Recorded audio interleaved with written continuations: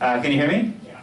Great. Well, thank you for coming. My name is Peter Beinart. I'm a fellow at the Foundation for Middle East Peace, and I'm very pleased to be joined today by three very knowledgeable people about the situation in Israel-Palestine and how it, and American foreign policy towards it. So why don't I start here to my right with Suhad Baba, who is the Executive Director of Just Vision, which is an organization dedicated to increasing media coverage of Palestinian and Israeli grassroots struggles for human rights.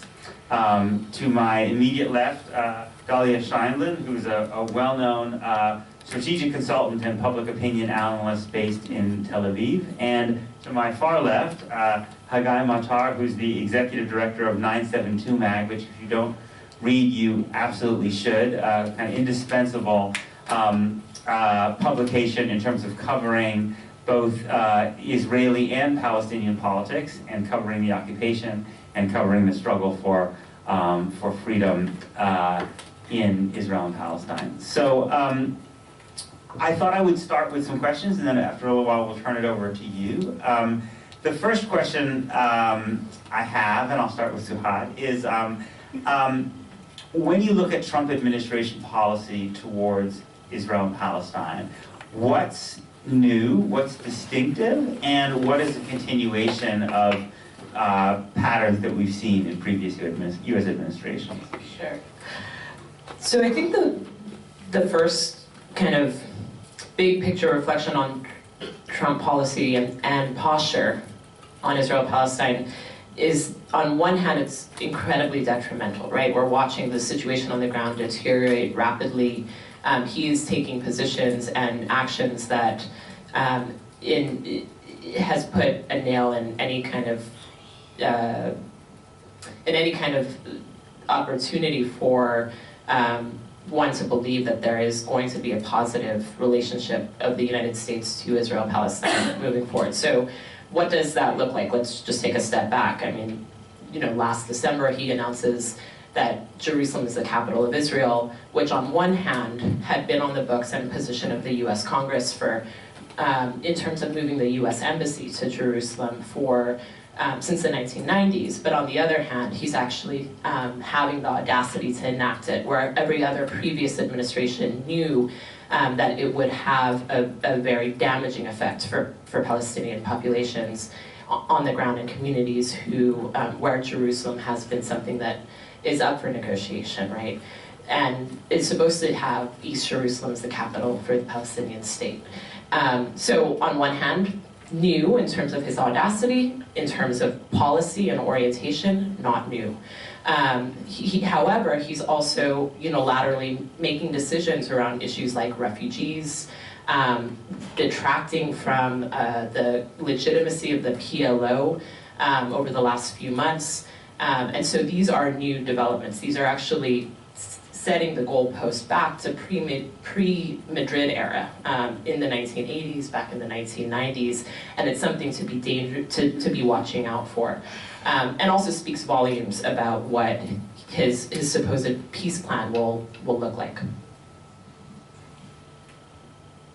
Dalia, the same question to you. What's distinctive about Trump's Israel-Palestine policy? I think I want to take a step back for a second and remind us that one of the things there's a continuity factor is the fact that the U.S. is still the main broker for Israeli-Palestinian negotiations, and in the absence of any other broker or facilitator for negotiations, the U.S. plays this towering role, but it's a role that's ultimately incapable of bringing the two sides to an agreed peace, because in that role, the U.S. has always maybe tried, maybe in some ways, for various reasons not been successful, but the ultimate result is that there is no peace and there is so far no Palestinian state. So that's a continuity factor.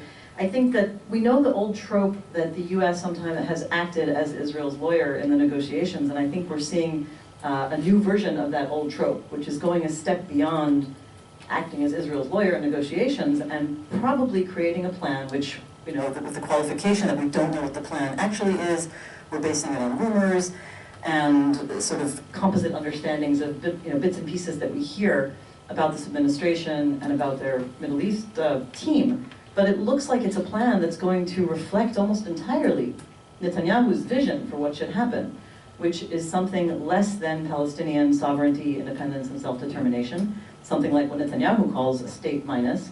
It will probably focus a lot on economic development, which is not in itself a bad thing, but it is if it's a replacement for actual and self-determination for Palestinians. And I think that the expectation is that that will preclude the need for some sort of actual Palestinian national self-determination, and that it will probably roll back any concessions on Jerusalem and refugee issues, all the kinds of things that would have been conditions for the Palestinians to be at the table. So it's not just acting as Israel's lawyer, it's going a step further and reflecting Netanyahu's actual vision and the creation of a plan, if it looks like this. And it's also a plan that's being developed, you know, if you like to say, let's look back at the Camp David negotiations in 2000, when I think we all agreed the intentions were there. Who was responsible for the failure, we can debate. But the intentions were there, and there was a real struggle to get to some sort of a plan that the sides could agree on. It seems like the real break is that there is no attempt to get the Palestinians to agree to this plan. The first thing that the administration has done is alienate the Palestinian side of it in every possible way, with the Jerusalem move and closing, or cutting back on UNRWA and closing the representative office here, the PLO, and now creating a plan that is almost certain to cause the Palestinians, A, to reaffirm that they're no longer talking to the administration, and B, it's not the kind of plan they would want. It almost seems like a plan practically devised with the expectation that the Palestinians will reject it, and that Israel and the Americans can blame the Palestinians for rejecting it. Right.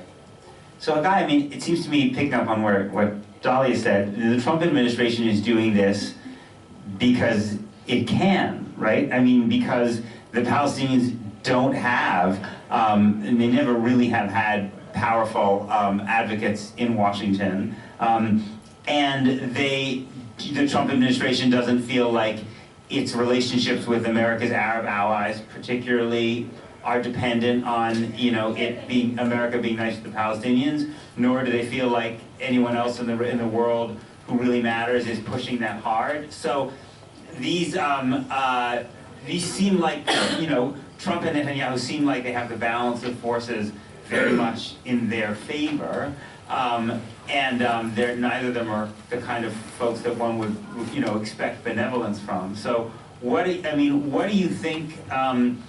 What do you think could change that equation? What do you see on the horizon that might alter that? I think there are two things that are currently on the table that might cause some sort of a shift there. One is, Suhad was referring to pre-Madrid and the time before Palestinians were really recognized as a force that you need to negotiate with, that's a problem that you need to solve. And if you think about what happened before Madrid, that led to Madrid, was the Palestinian uprising, the first Intifada. So the idea that Palestinians are no longer waiting for the world to intervene, for superpowers such as the US to step in and take responsibility of the matter, but they're actually taking matters to their own hands with massive popular resistance against the occupation, that is something that has changed the course of history in the past. We are definitely not at that point now. But I think we should be paying attention to the fact that Palestinians are trying to organize in similar ways. Today, activists in Gaza have been putting together mass, mostly nonviolent demonstrations at the fence, protesting against the siege, demanding the right of return. People in the Bedouin village, Palestinian Bedouin village of Khan al-Ahmar, near Jerusalem, which is placed in a strategic location. This is really important because it's kind of the center of the West Bank, in between the north and the south. That village is set for demolition, and Israel is trying to kind of annex that area just east of Jerusalem, basically cutting the West Bank in half, preventing the possibility of a future Palestinian state. And even though the Israeli Supreme Court has already approved the demolition, and everybody was sure that the demolition is just about to go ahead, the people on the ground said, we're not moving, we're going to resist this demolition. They got support from Palestinians across the West Bank, they got support from international and Israeli activists that spent nights, one night after the other, kind of preparing to stop demolition. And eventually they got the attention of not the US, unfortunately, but Western European countries, and the prosecutor in The Hague, that were starting to make very, very serious statements towards Israel, saying if you demolish that village, that might be a war crime, that might be something that we will have to intervene. And Netanyahu backed down. He basically said, I'm not going ahead with this. So this is in no way similar to the scope and the scale of the First Intifada, but these are Palestinians actually saying, well, nobody cares about our cause, we're committed to continue this struggle. So that's one thing that I think is building up and could make a difference. The other is the way that Israel is currently situated in the kind of global network of, I wouldn't say authoritarian, but regimes moving towards quasi-authoritarian tendencies. And just to shortly mention one or two things, like Netanyahu is trying to push forward laws limiting the power of the Supreme Court, basically overriding the judicial authority, limiting the power of the press, inciting against journalists, limiting freedom of speech, passing laws limiting the freedom of teachers in schools and artists to say and do what they want, threatening public funding to them. So these things are placing Israel in kind of this global context of a tend away, kind of drift away from democratic values. And if there's hope in this, it's the bad side, but if there's hope in this, is that progressives throughout the world might recognize Israel as part of that story and recognize the occupation as part of that story, and in fighting back towards more democracy, would recognize that they have to change what's happening in Israel. Israel-Palestine is one of the front lines in the struggle for democracy. So kind of as a part of a global struggle there, that might also be something of hope. Can I add to that briefly? Sure. I'm really happy you mentioned that, because that was exactly going to be my answer to that question. And I would just add that this question about democracy, the fact that in Israel there have been threats and forms of erosion of certain basic democratic values and civil rights and liberties, I think is starting to penetrate in Israeli society beyond the traditional supporters of the left who have been crying for a decade. I say crying only because many others in Israeli society have perceived it as whining, but I think it's starting to change. I'm not saying we're going to have electoral change overnight. As a pollster, I know we're not. But I do think that there's going to be some sort of a pulling back or a balance. They're putting up a fight and shifting of the balance of this discourse, saying we have to protect our democratic values. And if you notice, all of the things that Haggai mentioned, all of those pieces of legislation, almost all of them, have to do with the conflict. The reason why the Israeli right is pushing for erosion of democratic values is almost always about preventing somebody from saying something that they don't like about the conflict. It's also the underlying factor behind the passage of the nation-state law, which is the constitutional level law that basically legitimizes discrimination in Israeli society. And I think that there's going to be some sort of a backlash, hopefully in Israeli politics and civil society. And I also think that just to augment what you said about the Palestinian side of it, precisely because there's so much alienation from Palestinian politics, which have really failed their people under conditions that it would have been almost impossible to serve their people. But there's such alienation from the PA, there's such a high perception of corruption within that PA is corrupt. There's no great love for Hamas either. The two are running about similar levels, and a large portion of Palestinians who are, kind of disgusted by both. I think those people are going to have been already looking at a rights-based discourse, thinking about what that means, embracing the idea of learning about, community empowerment and civil and demanding their rights, whether that's going to be in the context of the conflict or ultimately transformations within Palestinian society. I assume we'll see both, and that's a source of hope. Suhad, just picking up on that, why does the Palestinian Authority still exist? Because I think that one effect of the existence of the Palestinian Authority in American discourse is that people talk about it often as if the Palestinians already have a government. Right? So it masks in many ways. You actually have to do a lot of work in American discourse to actually convince people that Israel actually controls Palestinians, because they assume, well, if the Palestinians are having problems, it's because they have their own bad government, right? So that's one function it has.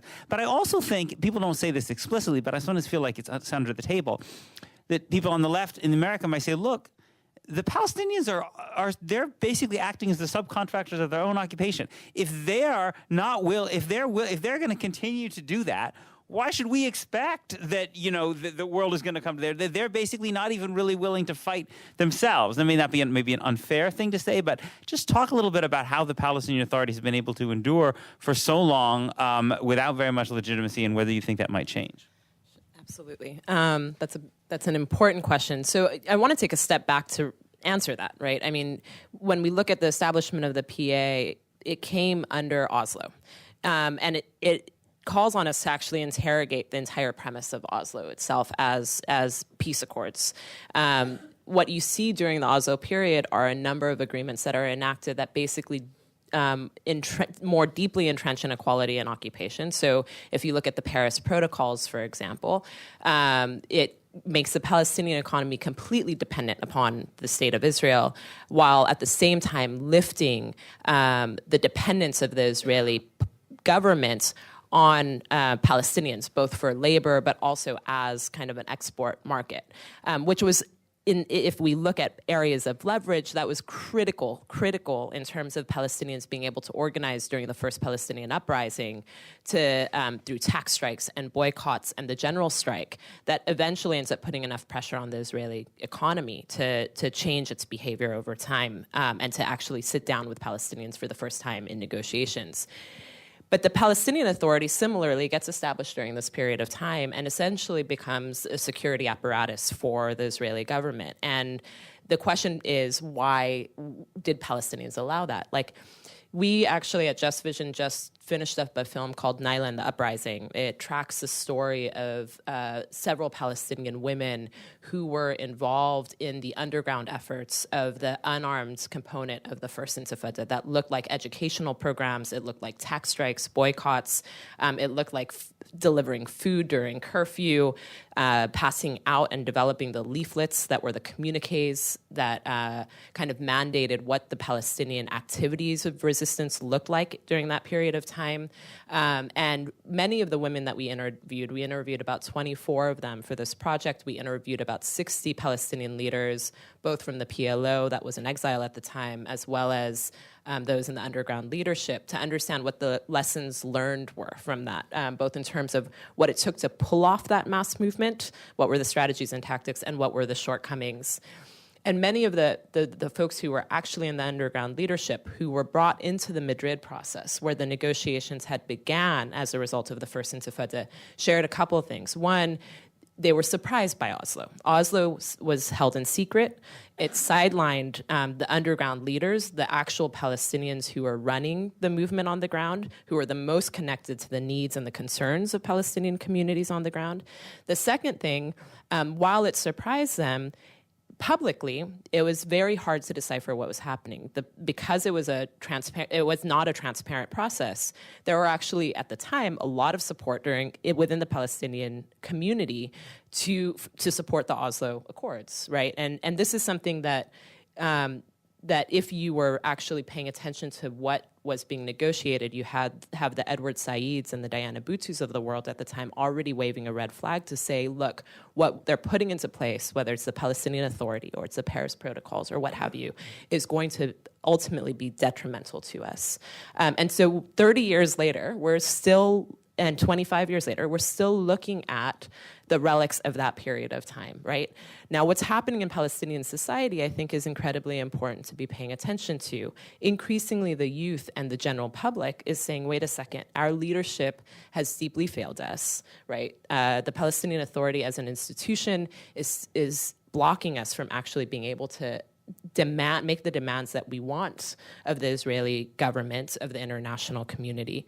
And so there's a real reckoning happening within Palestinian society right now about how you deal with your own Palestinian political leadership when it's essentially a faux leadership.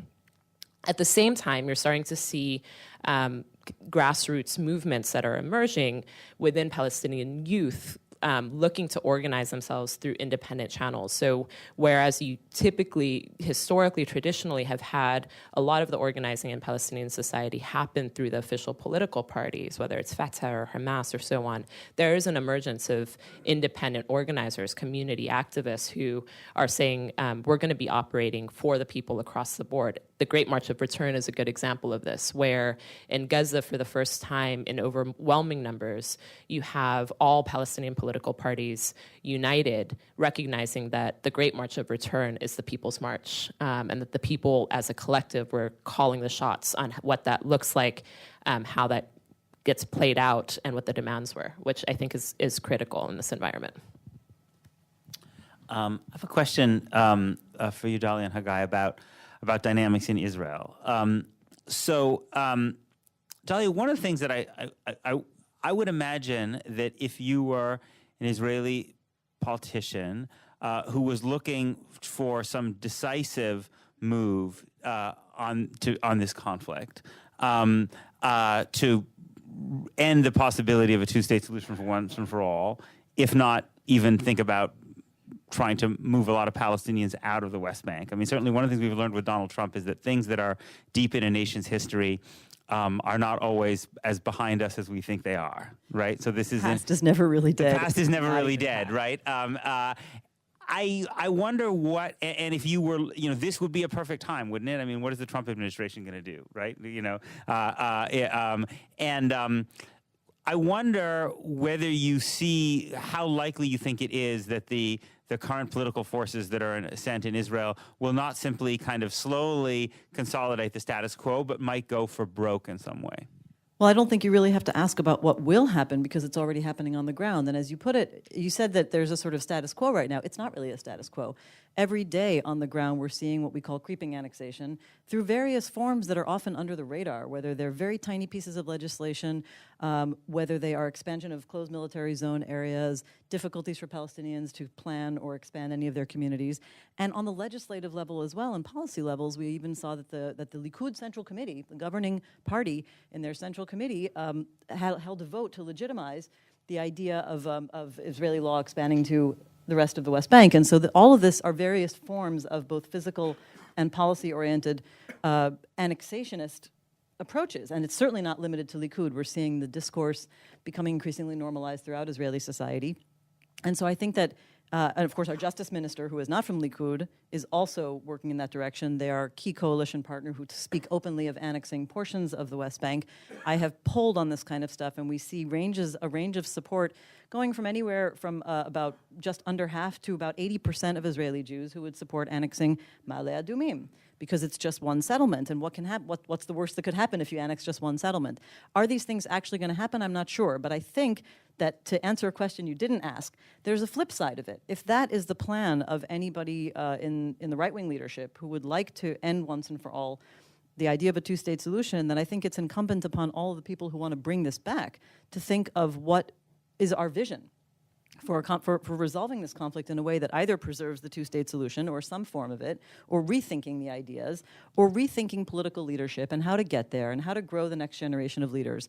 Because, of course, no plan will happen without a next generation of political leaders who are eventually able to take back Israeli politics. And those are the kinds of things that have to be worked out in terms of vision and ideas. And those are conversations that people have to have. It's activism that has to be tried. And I think one of the things that we really try, and we have become on 972 Magazine, and I'm not sure if you mentioned that I'm also one of the founders and writers of 972 Magazine and on the board of our NGO, is we create a platform to have these conversations, to think what is our response to this?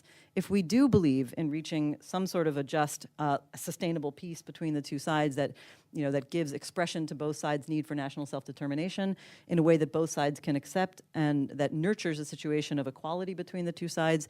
We've had debates on one state, two states, confederation approaches. We have debates about how to change political leadership and what are the new forms of activism that might work. And so I think that your question is the right question in terms of understanding what's happening right now.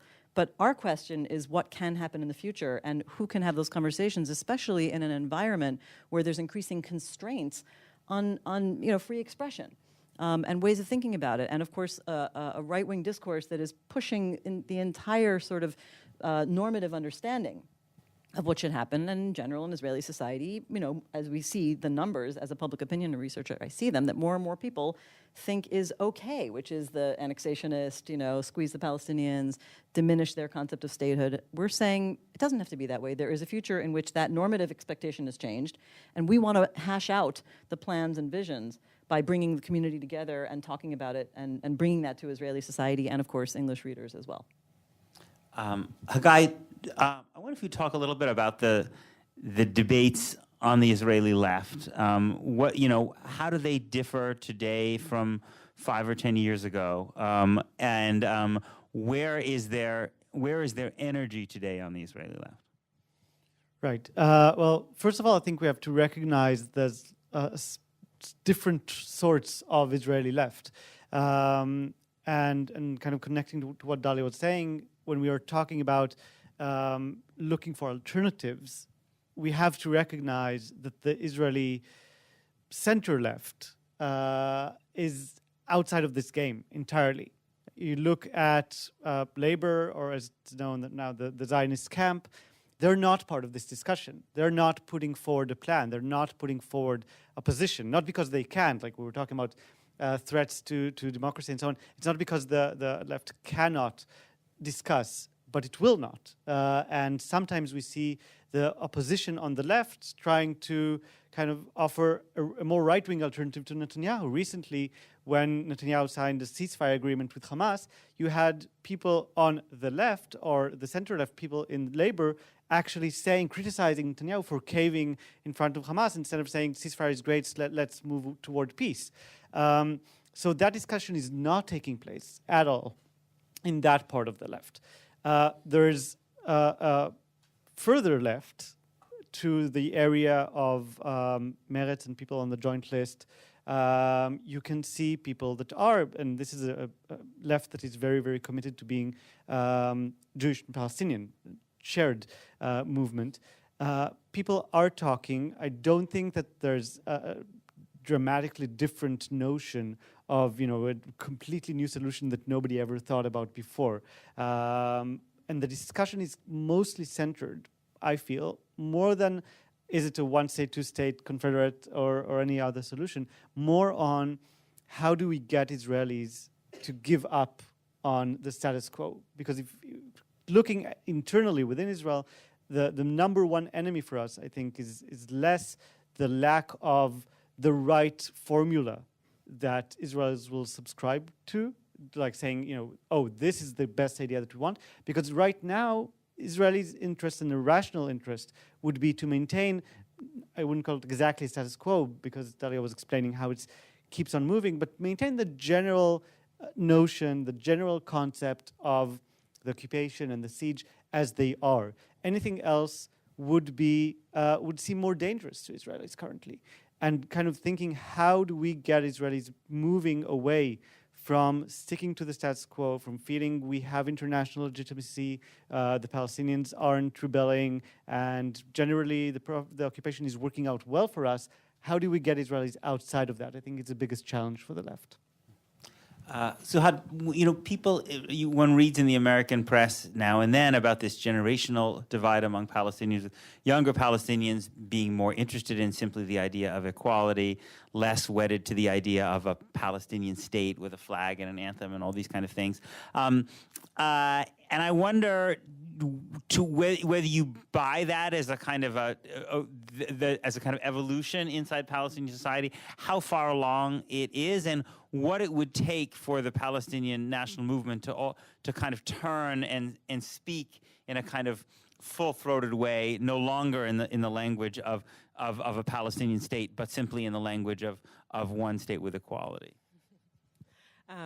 Thank you. So I think there's a couple of ways that I think about it.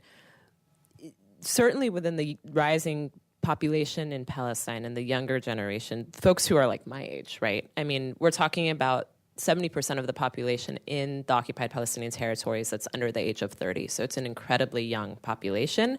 And it's a moment of the passing of the torch, right? The changing of the guard. They are coming into their own. And so I think that what you are seeing is amongst those who are activating on this issue, as Peter mentioned, a desire to say, look, the rules of the game, the way that we've been operating in this kind of diplomatic, negotiated speak has not worked for us. What is actually fundamental is that we are treated with equality, we have dignity, and we have freedom, regardless of what nation-state configuration you put on the table, regardless of what that looks like. Any plan that doesn't have those as core and central pieces to the foundation and the ethos in which it is being approached will fail. We will not accept. And that is something that I think we need to be paying attention to. You know, I was speaking with, he has now passed away, Dr. Vincent Harding, who was the right hand of Martin Luther King Jr. And one of the things that I asked him about just before he passed away was, what would he do differently if he had the chance to go back to the 50s and 60s kind of watershed moment of the U.S. civil rights? And he said, look, I would make sure that the original language in which we spoke, which was about poverty and about the full and rights and justice for our communities as human beings, stayed central to the rhetoric and stayed central to our movement's mandate and position. Because what ended up happening over time, and I think we see the resurgence, right? In many ways, we have to both be able to recognize the milestones that are won, but also recognize how we have to continue to do the work when we're talking about ultimately a social movement and for rights and dignity, is that there's been an incredible resurgence of activists who have continued to do the work since the 60s, since the 50s, in the trenches, behind the scenes. Many of us weren't paying attention to them.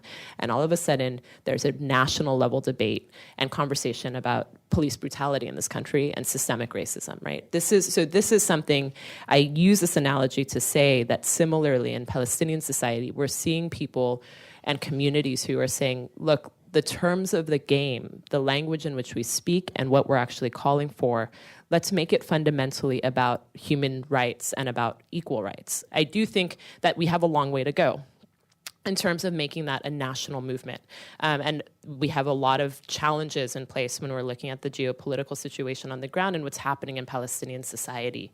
There is kind of the highest levels of fragmentation within Palestinian society than we've seen in decades. That's certainly amongst political parties and so forth, but we also have to understand why that's happening. We've effectively seen a divide and conquer strategy being applied on Palestinians since 1948. And you now have Palestinians in the West Bank, in East Jerusalem, Palestinian citizens of Israel, Palestinians in Gaza. And over time, that makes it incredibly hard to build a unified movement and erodes at the social, political, and cultural fabric of a community. And so I think that piece around unity and what it will take to unify in this environment with that fragmentation is going to be the key kind of fundamental factor in developing what that political vision will look like across the board and moving it to national scale. Dolly, I want to ask you, another thing that strikes me as different about the debate about Israel in the Trump era, and I wonder how this plays out inside Israel itself, is that I think there is now kind of a consensus, and I think this is true, you know, among people of left and right, that we are in an era of rising anti-Semitism. For whatever reason, people may disagree about why and about, you know, the proportion from where it's coming, but there is, I think, a sense that anti-Semitism has that there is more anti-Semitism. And I think the political implications of that vis-a-vis the Israeli-Palestinian conflict can go in different ways. So I'm wondering how that story is kind of received within Israel and how you think progressives should incorporate that element into the way they talk about what we'd like to see happen with Israel. That's a great question because I think it touches on one of the most enduring kind of devices in Netanyahu's strategy in particular, which is to always show how Jews are under existential threat in the world and to leverage politically and cynically, I'm sorry to say, these kinds of trends to reestablish why Israel is a country under threat and therefore justifies its policies, you know, in this trope we've seen for many, many years.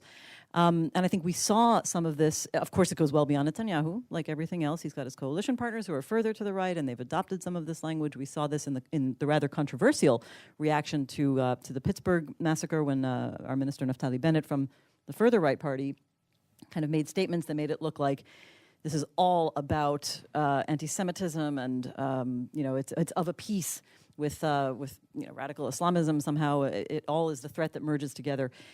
I think the other side of it, though, and the story that's not entirely coming through in Israel is, or it's partly coming through in Israel, but people aren't sure what to do with it, is that Netanyahu is ending up making common cause with a lot of the people who are responsible for this. I mean, certainly he's close to, we all know about the relationship with Trump, and whether or not you think Trump is directly responsible or indirectly responsible or an enabler, the fact is that much of this, not all of it, I have to say, I've tracked the numbers, not all of it, but a lot of this rise is happening under the Trump era in the sense of enabling, but also in other countries in the world. I mean, someone like Orban, who essentially has turned George Soros into public enemy number one. Netanyahu's adopted the strategy verbatim in targeting the left in Israel. And so he's adopted the strategy of an anti-Semitic trope in Hungary and using that in the very same way against left-wing actors in Israel. And what's interesting is that people just, I think in Israel so far, see it as an element of his foreign policy. Isn't it nice that we have new friends in the world? This is the direction the world is going, towards these less liberal democracies, or non-democracies even. We want to be going that way. It's legitimate now. I think this is not just about foreign policy. It's about legitimizing their kind of leadership domestically as well. And I think that story needs to be told better in Israel, which is, again, why we try to write these perspectives to counter the narratives that are coming out in Israel. I also think, the other main answer to your question is that Israeli progressives who are well aware of the hypocrisy and the sense of manipulation here should be joining forces with progressives in other parts of the world who realize that rising anti-Semitism is of a piece with rising hate crime in general, and rising targeting of people based on their identity, which obviously Pittsburgh didn't happen in a vacuum, and I think that those forces, those activists and those people, the progressive camps whose vision is that the countries, our countries will not be hijacked by these forces, who we know are regrouping and becoming more energetic in the Trump era, should be joining forces and learning from one another, because I think a lot of it is coming from the same source. We shouldn't see this trend, in isolation. And I think that should be the answer to it, is for those activist communities to learn from one another, work together, and expose the hypocritical political use of these things to justify wrongful policies and wrongful kinds of governance. Okay, just to follow up on that, I think that for those people on the left, obviously talking about the rising anti-Semitism of the right is perhaps an easier conversation, and also there's, I think, and I think Dali was mentioning this with Naftali Bennett, there's a I think instinctive kind of tendency to view the Israeli right, the Israeli government, as always wanting to seeing anti-Semitism on the left when it isn't always there. But I am interested in how Israeli progressives think about the anti-Semitism that does emerge on the left. Maybe left is not even necessarily the right word, but anti-Semitism in Europe that may be coming from, in part, from Muslim immigrant communities, or to what degree, or some of the, let's say, ambiguity that you see in the debate in a place like England around the use of the term Zios, for instance, about just how do you know when opposition to Zionism, which should be per se legitimate as a perspective, then shades into something darker. And I'm just wondering how you think about that and how you think people on the Israeli left think about that.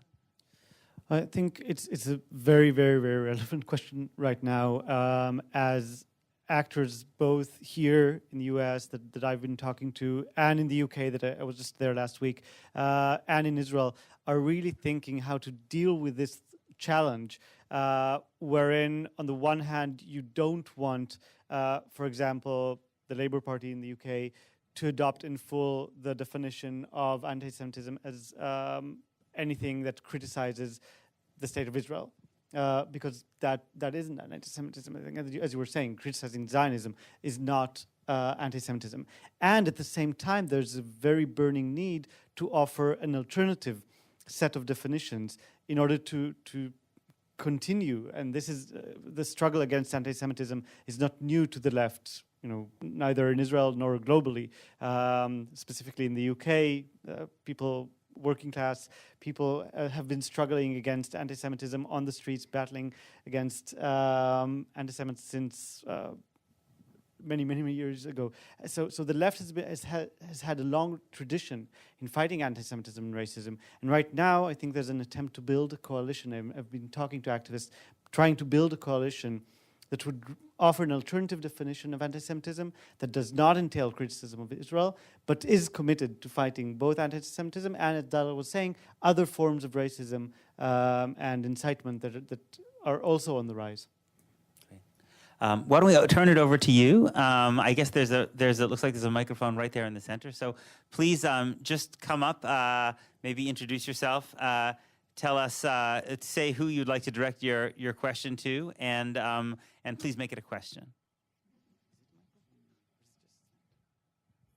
Hi. Thank you for this. This is great. I'm Howard Sumka. I used to be the director of USAID for West Bank and Gaza. And I'm going to try something out here that I don't think I've ever said in public, really. But everything that the Trump administration has done in the past year was signaled from virtually the very first day.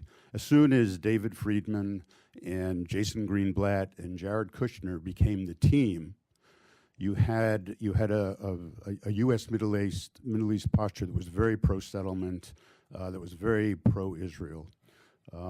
And when you went through the litany of all the things that have happened, cutting the aid to the Palestinians,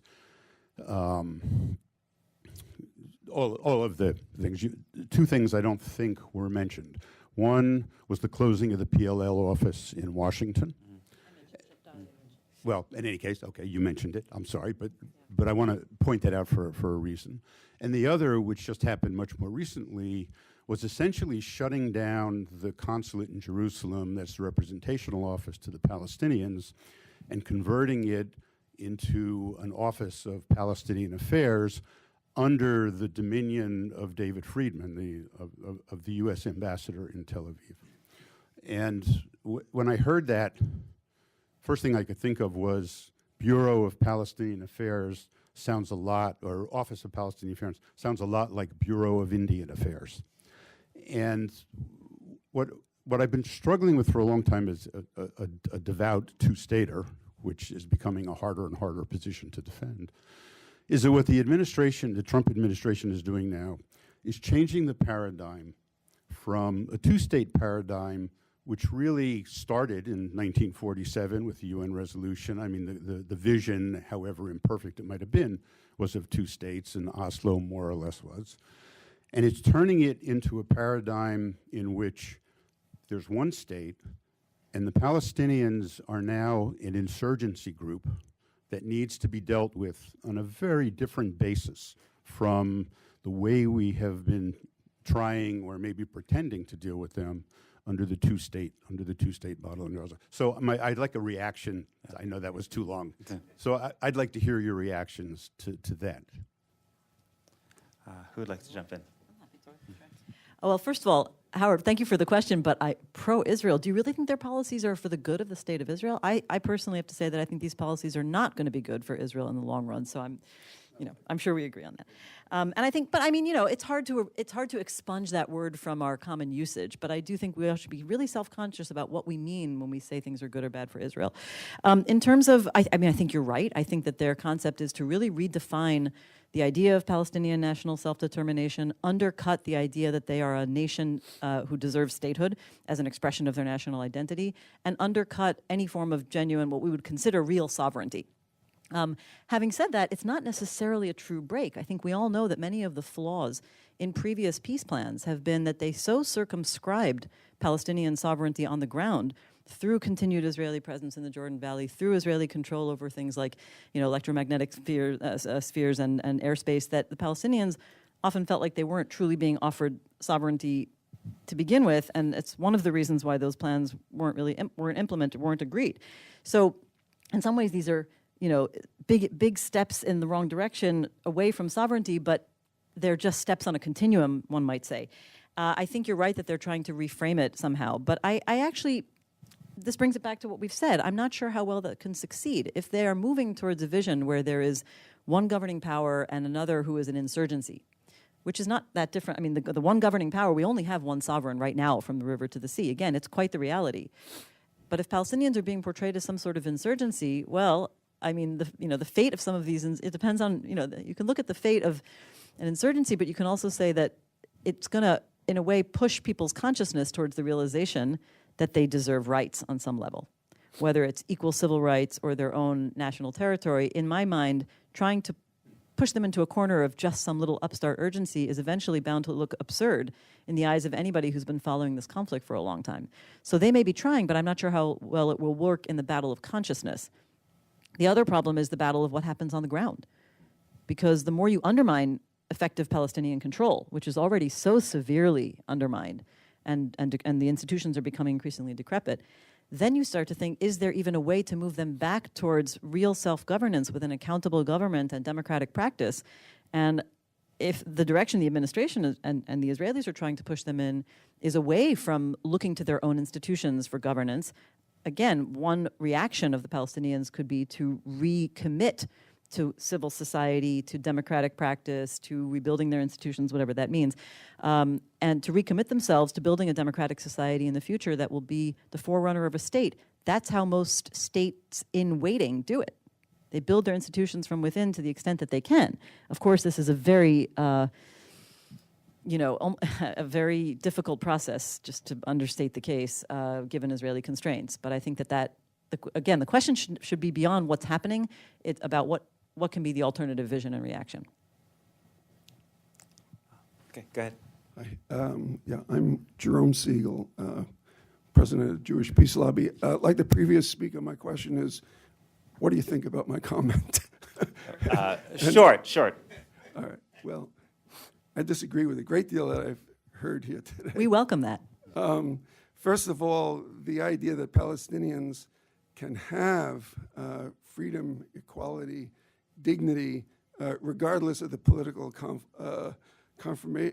configuration, I think misses the fundamental point. Outside of the two-state solution, it's unobtainable. Israel simply will not make that possible. But my main comment really has to do with the account of the history. Yes, the first intifada was the key thing that put things on the table, but the first intifada came within the context of long-standing Palestinian democracy. And the first intifada was nowhere until there was a diplomatic initiative 10 months into it that was unilateral. It involved the PLO accepting partition. It involved recognizing Israel's right to exist, meeting the American conditions. And that was an interaction between the Palestinian intellectuals on the West Bank with the Husseini plan and what Arafat had been trying to do for a long time. And the big deficit, really, to my mind, is not the issue of being the subcontractor of the occupation. That's a reaction to the Second Intifada and Abu Mazen's correct judgment that turning to violence was the most destructive thing to Oslo. What's missing, really, is the absence of that creative diplomacy that links together something powerful with things that are happening on the ground and making that something powerful targeted not on the United States, which has been the fundamental error of the PLO all along, but on Israel, because that goes to the status quo issue. Okay. Thank you. So I'm just going to respond very quickly by saying thank you. And I think the big piece that I'm hearing from you, which I agree with, is that there's no silver bullet on this issue, right? And I don't think this is about whether one strategy or another is going to be the how we resolve this issue. That's actually not going to happen. We need everybody getting involved and thinking creatively. We need creative, courageous diplomacy. We need grassroots organizing. We need folks who are interrogating the institutions and the agreements that have been set up until this point and thinking creatively about how to reimagine them and how to rebuild proactively.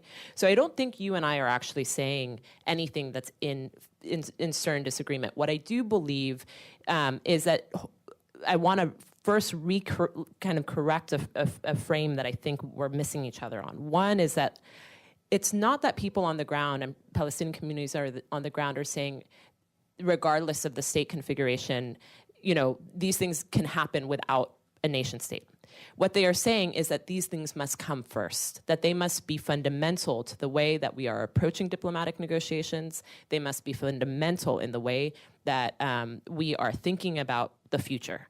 If we do not center freedom, dignity, rights, and equality as part of that discussion, then we will fail. And we have not censored those things up until this point in diplomatic arrangements. And that's something that I think we need to keep putting on the table. And we need to also recognize that the configuration of the nation state, that is, at the end of the day, it's about operationalizing something. And so we're asking the question of what are we operationalizing? What are the values? What are the principles of the society that we're trying to create? And I just want to kind of bring it back home. When we're looking here at what's happening in the United States, we are fundamentally asking the same questions. What are the values that govern our society? What are the values that govern the way that we interact with one another, behave with one another, treat one another? And that's what we're talking about when Palestinian communities are saying we want rights and equality and justice to be central to this conversation about what the future looks like. I agree with that, but can I just add that I think that it's a question about what those values are and what are the political institutions that can be established to enshrine them, to ensure them, because that's the challenge we're facing here in America, is are the institutions strong enough to protect those values? Well, I think, as I said, I don't think there's a silver bullet, right? So I'm not saying one is better than the other. I want to make sure that in this conversation, we're having clarity around what I said earlier. I'm not saying that institutions don't matter. When I say institutions, I mean it broadly. It could be a constitution, it could be a peace framework, it could be a governing institution, it could be an institution of voting. Sure. What I do think is interesting is that, I think when you think about the American debate, I think there's a kind of an irony, which is that the only legitimate position to take in the American political mainstream is to support a two-state solution, right? An Israeli state and a Palestinian state, and to say the Palestinians can have their own state in the West Bank and Gaza, but they certainly can't dismantle Israel, right? That's the kind of legitimate thing you can say. But in many ways, in terms of American history and the moral language that would be most compelling to Americans, especially Americans on the left, the language of nationalism and creating your own state with your own flag is much more alien to us than the language of equality for everybody, right? That's what resonates with Americans much more. Americans and in a way, so in some ways, I've sometimes felt that once one state discourse, one equal state for everyone, became legitimized in American political conversation, it would quickly become the natural lingua franca of the American left, because it's much more of a natural American kind of discourse, right? One secular state, no government, including in many ways for American Jews, right, who tremble at the notion of any religiosity in our own government, right? Rather than to say, well, let's have one religious, ethnic, one state for Jews and then one state for Palestinians and Muslims. Like, in a certain kind of way, I feel like the rhetorical, and I was struck by this hearing, when Ayman Odeh came to a New York audience in New York and spoke about Martin Luther King, right? It was in some ways, it was a much easier discourse that I think to assimilate for Americans than oftentimes Palestinian nationalist discourse. And so I do wonder that if this transition emerges, that it might find that actually the Palestinian struggle has more success in the United States with the position which right now is considered too radical to publicly actually express in the mainstream. You want a reaction to that comment? Sure. I think that's true to a point in terms of your reading of American sensibilities, except for one point, and that's the American Revolution, when Americans certainly felt they had a right to liberation. And Americans understand liberation, and there is such a thing as liberation movements, and the idea that of national self-determination of a people, whether that people is defined, from, or let's say liberation from any force that they feel is oppressive and non-representative.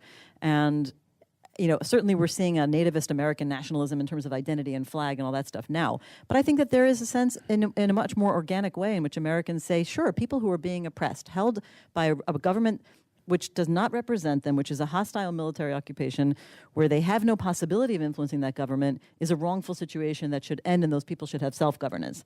That I don't think is anathema to American ears. Well, I'm going to go, but the reason I would disagree with it is that I think it's the role of race, which is to say, I think Americans can assimilate the notion of an American Revolution, which was a violent struggle for independence, when it's done by white people.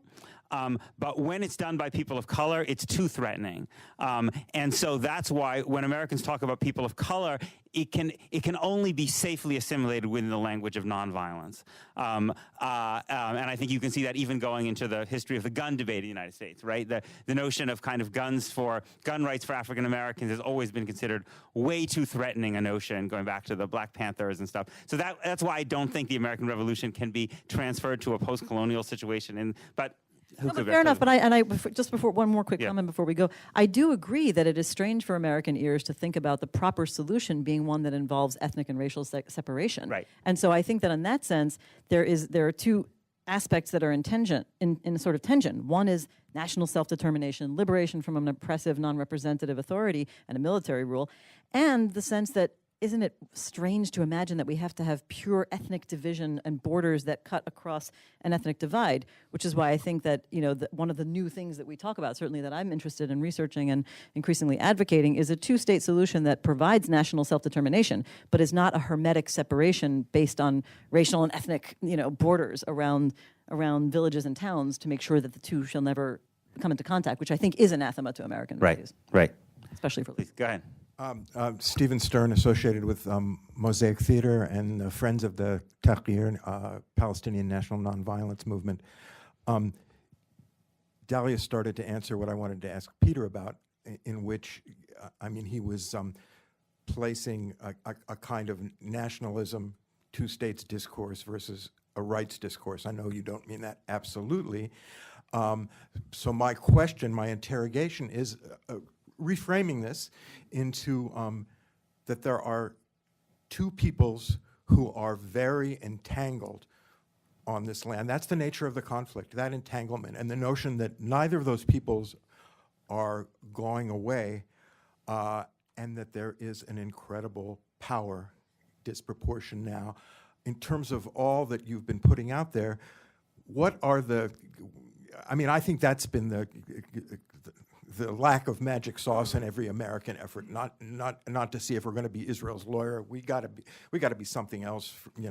A kind of advocate for the Palestinians that builds them up in terms of American role. But what do you see as on the ground roles for Palestinians and Israelis with outside help? We've heard about some of them in terms of taking. I hesitate to use the word, but that's all we're in now.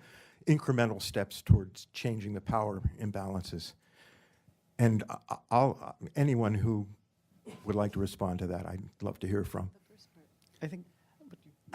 I would just, in the United States, since we're in Washington, I actually think what's fascinating about this moment politically is I think there are a relatively small number of Democratic politicians who are standing in the way of a much more full-throated democratic transformation. I'll name them: Steny Hoyer, Eliot Engel, Chuck Schumer. A relatively small number of very senior Democrats in the House and Senate who are increasingly out of step on this issue with the grassroots, with the rank and file of their own parties in Congress, who are becoming increasingly active, but who have very, very high positions of seniority and very, very close relationships to the American Jewish establishment. I think that the way the currents inside the Democratic Party are playing out is they're becoming more and more isolated. And I think that's interesting to watch. And I think the possibility, the most destabilizing thing that's happening in the Democratic Party, I think, in terms of the Israel debate, is the move towards kind of grassroots popular funding of campaigns.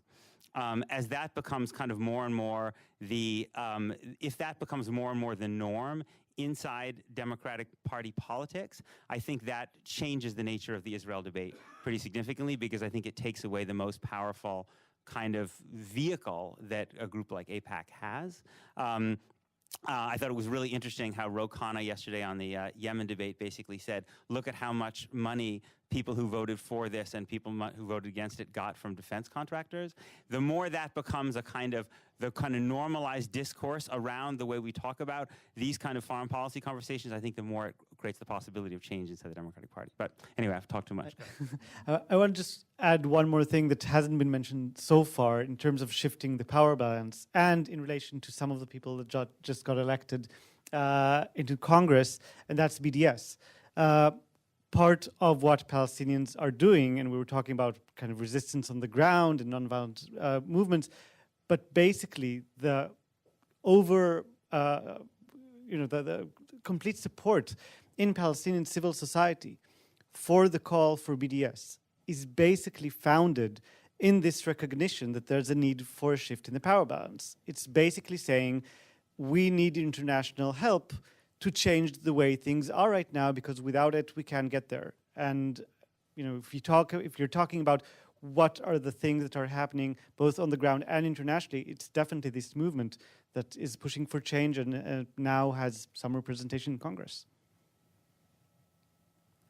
Good. I'm Michael Sherman, just an individual who's interested in this issue. But I was wondering if Dahlia and each of the panelists could talk about what their vision is of an optimal solution. You were touching on it briefly in the previous answer. You were talking about 2 states, but not delineated geographically or whatever. And I think it would be critical because you can't beat something with nothing. And in terms of, I believe, where this is going to be headed, I think it's critical that people come up with a goal to reach, because it's pretty tough when you talk to those who believe that the status quo is just fine because they're scared, as Haggai said, that their security will be at risk if something changes. It's kind of difficult to answer that unless you have a concrete sense of where you're really headed. So I was wondering if each of you could tell us what your optimal solution would be. Sure.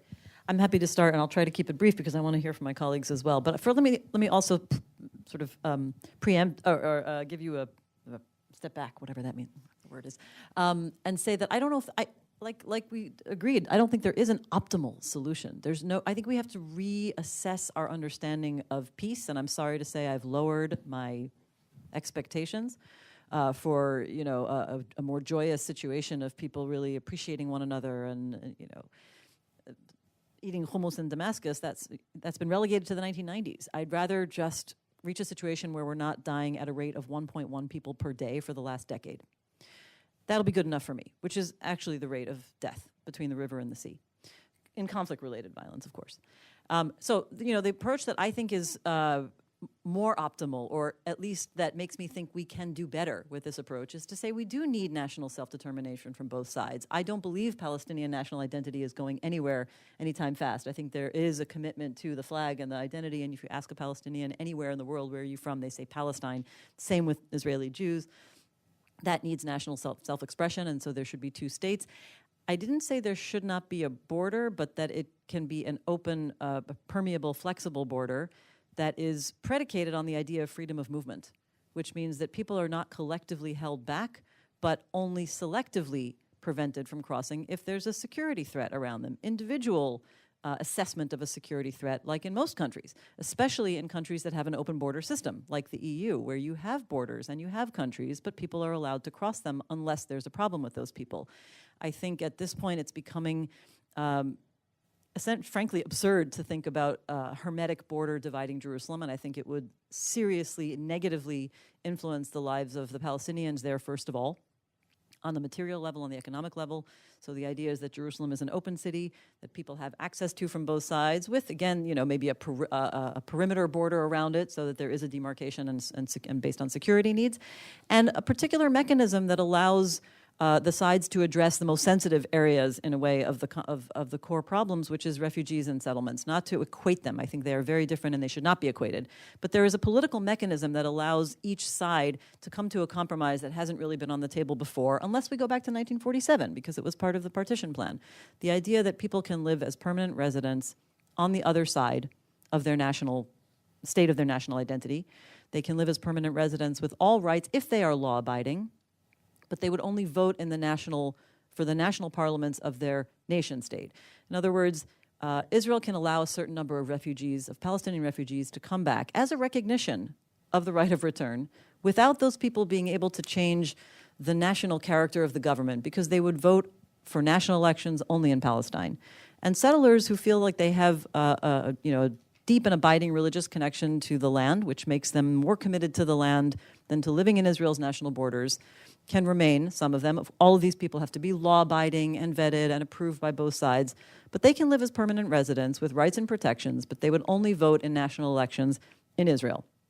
All of these people retain their Israeli citizenship, and you create joint bodies that can help create a common economic policy, shared defense institutions, which is essentially what we have today. What we have today is Palestinian and Israeli security cooperation, except that the Palestinian Authority doesn't get any credit for it in Israel and appears to their own people like collaborators because they don't have actual independence.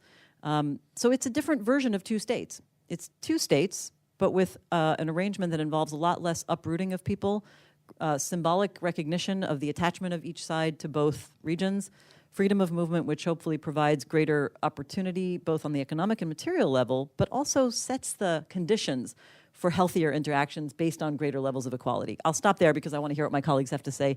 You are not obliged to agree. Maybe bring Hagai in, and then I'll jump in afterward. No, go ahead. Okay, so I'm just going to lead by saying I'm agnostic on this front, personally, and I'll tell you why.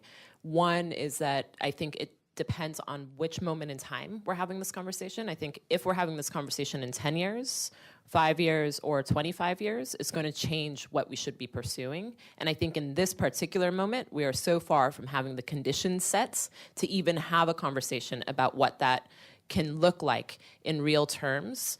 And so my interest is really about how do we get to the conditions that we need to be able to have that conversation. I ultimately believe that this is a conversation that will have to be agreed upon by populations on the ground. And I also come from the vantage point of my team at Just Vision, where we recognize that our role is to support those grassroots communities on the ground who are united around a set of values and struggling for those values. So I want to be very clear about that as well. With that being said, I think that I want to speak to the conditions. I do believe that it becomes critical that we start putting carrots and sticks at play when we're talking about diplomatic negotiations vis-a-vis Israel-Palestine. Up until this point, the U.S. has not been an honest broker. We certainly know that won't be the case with the Trump administration. And so the question becomes, in this context, what's the role of the American public? What's the role of everyday civilians? What's the role of the rank and file in the United States? And I think that's where pushing our congressional leaders, as Peter was talking about earlier, where we're seeing a new kind of ethos come into the Democratic Party around this issue, real power emerging at the grassroots. This is the time to lay the groundwork and really start cultivating a different orientation in the United States around Israel-Palestine. I think on the ground, we've already talked about this. There's a lot Palestinian communities have been doing. There's more work to be done, but the bottom line is that they will not be able to do it on their own. This is far too entrenched. This has been far too calcified, and the power has been so deeply imbalanced for such a long time, only getting worse, that the international community will have to play a very critical role. And I do want to bring in very, very briefly the role of Israeli activists and progressives. I think about what's been happening in places like Syria and what can happen when you do not have a core front that can hold their government accountable. And this is why I think someone like the work that Hagai has been doing for decades now, as a refuser, as a journalist, as someone who's pushing stories into the Israeli public, has become around occupation, around inequality, becomes so critical, because having a dissenting, but strong dissenting voice in the Israeli public is going to be crucial conditions to make sure all of these things that we can even start talking about a vision for the future in terms of a nation-state configuration. And then, lastly, what I, want to share is that there's quite a bit of, we can talk about, I think we need to think about sequencing as well when we have this conversation. What are the pieces that need to come first, second, third, fourth, as we build a bigger strategy toward this? And so for me, not to dismiss a very important question that you're asking, this is a sequencing question. I think we haven't even gotten to the baseline that's needed to have that conversation in a really honest, concrete way that can translate into something tangible. I completely agree with Suhad, and I just want to say two short things. One is that, as Suhad was saying, whatever solution we want to reach has to be based on the people on the ground want, with all due respect to what Americans can conceptualize. And right now, still, the two-state solution is the one that enjoys the most support in both publics. less and less so, but talk still. numbers? Yeah. But that was one point. And the other is that I do want to undermine your question in saying that you were referencing what I said before about how Israelis are afraid of what might happen.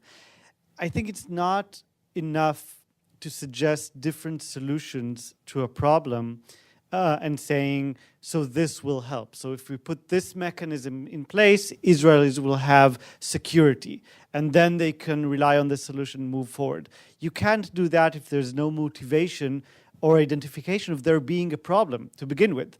So if Israelis currently don't feel that there's a problem to be solved, and Dalia was talking about people being killed, right now people being killed, Israel-Palestine, are Palestinians. Israel has been very, very successful, and it's every life saved is a blessing. But Israel has been very successful in shifting the rate of mortality as part of the conflict to a point where Israelis are hardly paying a price. And I said that before on the international sphere, but it's also true locally. And you see months on end of protests at the Gaza border with hundreds of Palestinians being shot and killed, and not a single, and 28,000 wounded, and not a single Israeli killed in months. Now, again, that's a blessing. I'm not saying that Israel should be killed. What I am saying is that the current state of affairs, people don't think there's a problem that needs to be solved. So just coming with a great solution when people don't feel that they need a solution at all is not enough. Great. I just want to we're going to go to Mark for the last question, and then I'll give everyone a chance to respond and say whatever is on their mind. Just very quickly, I was looking at the title of this meeting. It was called Trump's Israeli-Palestinian Peace Plan. So when I came, I just thought y'all had some inside information on what that was. So if you all do, I wish you would share it with us. And Haggai, the Israeli government doesn't even want the Trump peace plan, so I don't even know why Trump is even doing this. And then, so what did you know what's going on inside the administration? Anybody? Why is he doing this peace plan after he's doing? I don't understand that thinking. All right, and think that it's going to bring him to the table. And lastly, to Peter, there is a rise of alienation towards the Israeli government by American Jews. Right. So, what do you want to see that lead to? What do you want to see them do? And Haggai, you can also comment on that if you like. And you also. Great. Who would like to start? Or well. Go ahead. I just want to get back. I will get to your questions, but I want to get back to this last debate because I do want to defend the urgency of thinking about a solution. We are certainly not there. I agree with everything Suhad said, except that I think that we also, at the same time, have a responsibility to think about a broad solution that is sustainable in the future, because otherwise we will never get there. If you don't know where you're going, you'll never get there. And I also think that advocating for the old form of the two-state solution, which we all know is not going to happen, is another way of saying, let's not get anywhere.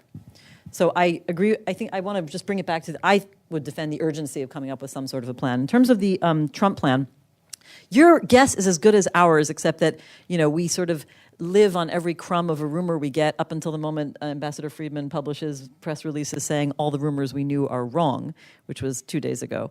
But I mentioned it earlier, and maybe I did it so fast and so vaguely that maybe people missed it. But basically the things that we're sort of hearing from our milieu about the Trump plan is that it will involve something that probably looks a lot less like real sovereignty and much more like a state minus, some sort of localized autonomy based around the current maps in which the Palestinian areas of, high concentrated urban areas are essentially surrounded by Israeli settlements and army control. And so we're looking at a discontiguous blocks of land with a highly circumscribed level of autonomy and self-governance on the very local level, something like state minus, probably a heavy focus on economic development, which I think in itself is not a bad thing, but it is being seen as a replacement for actual independence, and probably a proposition on Jerusalem that offers Palestinians very little of what they really would want, which is a capital in Jerusalem, maybe back to the Abu Dis plan, but we don't know. Abu Dis being a town that's just outside of Palestinian municipal boundaries. and probably no concession whatsoever on refugees, I'm guessing. But again, these are such, the administration and the team, the Middle East team is holding their cards very, very close to their chest, and they're basically cultivating a way of communicating that doesn't give anything out, including, sort of disinformation about the timing. Every day they say it's going to happen imminently, and then they say, well, it's going to be another few months from now, and then they say we're not going to change the timing because of elections, but nobody knew what the timing was to begin with.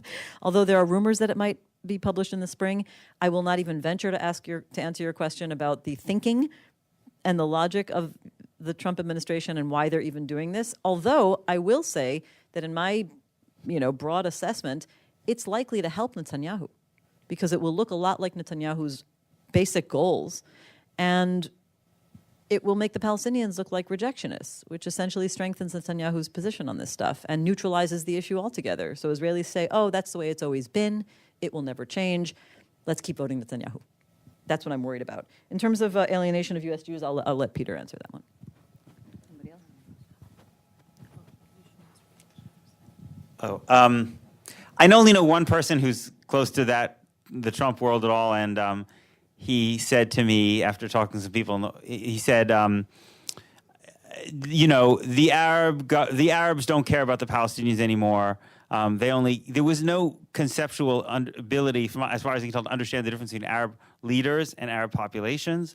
So there was a sense that Mohammed bin Salman had told them that Israel is the future, the Palestinians are the past. The Arab countries want to be, the Sunni governments want to support Israel because Israel has got lots of high tech and is strong against Iran, and therefore they'll force the Palestinians to accept things. A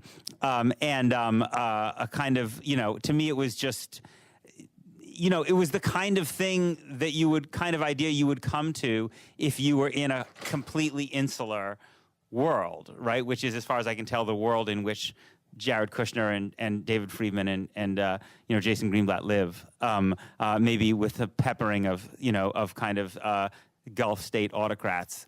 I think something interesting is happening among younger American Jews. How it plays out politically is not as clear to me, but I do think one pattern that we might see, because of the hyperpolarization that we're seeing in American politics in general, which we're seeing among American Jews, is that the rising American Jewish left, epitomized by a group like If Not Now, will ultimately be able to destroy, that the American Jewish center will collapse. That basically, the American Jewish center is already, I think, composed in a lot of ways of people who are very careerist and don't have a strong set of convictions. And basically, I think what we could basically see is organizations in the middle, like the Anti-Defamation League and the American Jewish Committee, that are kind of schizophrenic in the sense that they're progressive domestically, but not progressive vis-a-vis Israel, essentially collapse. And we move towards an American Jewish world in which we have a progressive wing, which is progressive on both America and Israel, embodied by groups like J Street and If Not Now and JVP. And we have a strong core which is rooted in the Orthodox community, which is highly nationalistic and sovereignty-oriented and pro-Trump and pro-Netanyahu and Islamophobic. And that those become the two main axes, kind of Zionist Organization of America on the one hand, If Not Now, and J Street and JV on the other. The stuff in the center kind of collapses in the way that we're seeing the collapse of a lot of institutions that try to straddle the political center in this widening divide. And I actually think that would probably be a healthy dynamic, because I think it forces more American Jews to choose. And it forces maybe more American Jews to try to align their domestic and their foreign policy positions. So one of the most hopeful things that I heard recently was a woman who's a relative of mine by marriage, who is a donor every year to AIPAC, and she said, I told the person who solicits me from AIPAC this year, I said, I just can't give you any money this year if it's going to go to any people who support Trump. Which was to say, the fact that her antipathy towards Republicans had grown so strong that even though her Israel views had not changed at all, she couldn't be complicit in any organization that was bipartisan, And that, I think, is new and interesting and actually potentially a great threat to an organization like AIPAC. Anyone any last comments about the question or anything? Hagai? Suhad? Yeah, I mean, I want to just close by saying that I come to this work recognizing that what we're fundamentally looking at in Israel and Palestine is not new or unique. We've seen it around the globe. We've seen it in our backyard here when we talk about racial equality and the U.S. civil rights movement and the ongoing struggle around that. We've seen that in places like Northern Ireland and South Africa and so on. What we're fundamentally looking at on the ground in Israel and Palestine is a reality where there is such stark inequalities that it will require a change in the way that audiences and publics understand this conflict, think about it, and engage it. And we're talking about social and cultural change ultimately that needs to be at play simultaneous to talking about what the diplomatic arena has been talking about for the last several decades at this point, and that fundamentally needs to be changed because diplomatic negotiations will only succeed if it's in keeping with communities who are calling for rights on the ground. And that's something that I think is incredibly important when we're thinking about whether you're a staffer working in Congress currently, or you're a policy analyst, or you're an educator, or you're an activist, or you're simply a concerned citizen, civilian, thinking about how we employ multiple strategies right now to bolster those who are creating a different cultural awareness and kind of norms around this issue is going to be critical, while we continue to press the needle in a number of other areas that generate pressure and actually give us leverage to do something about this. I mean, the reality is I was on my way over here this morning, and it was amazing. I was speaking with my colleague about today's event, and we were just kind of like talking in the back seat. And the taxi driver turns around. He's like, look, I have nothing to do with Israel-Palestine. I don't even care about it on a daily basis. But really, like, what kind of leverage is there? This thing is just floating, right? And I think thinking about what is the leverage to change the terms of the debate and the power balance becomes critical. And that should be something that is common knowledge. I mean, that somebody who doesn't care about this issue turns around and is able to say that so blankly without hesitation should make those of us who still feel questions around that ask ourselves to reflect a little bit. I was just going to end, but did you want to? No. Both have short. Oh, okay. All right. Quickly, go ahead. Mine is really short. I just think that we are in a time of changing paradigms on a lot of these issues, and I don't need to tell you guys, but I think one of the most basic things that everybody can do is really, really learn the things and relearn the things we thought we knew. And that means finding all the sources of information you possibly can. I think we live in a time of unprecedented accessibility to information. Despite all the disinformation, we shouldn't discount that. And so that's one of the things we really are trying to do by speaking to you, and also by having established a platform, both of our platforms, of communicating the kinds of stories that aren't usually being told. And I urge you all to continue learning as much as you can from all sides and asking those questions.